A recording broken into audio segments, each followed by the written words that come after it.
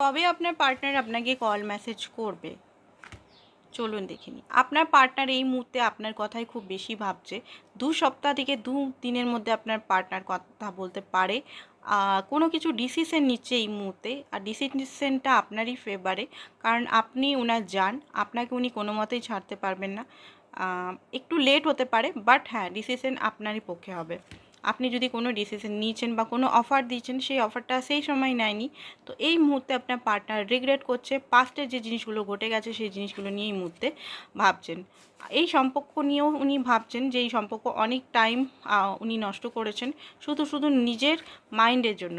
সমস্ত কিছু ভাগ্যকে উনি সারেন্ডার করে দিয়েছেন। উনি জানেন এই কানেকশনটা ডেস্টিনি কানেকশন, তো এই কানেকশনটা কোথাও যাবে না। আপনি উনি আপনার, সেটা আপনার পার্টনার জানেন। অ্যান্ড এখনও একটু ডিসিশন নিতে অসুবিধা হচ্ছে, বাট খুব জলদি উনি ডিসিশন নিয়ে নেবেন।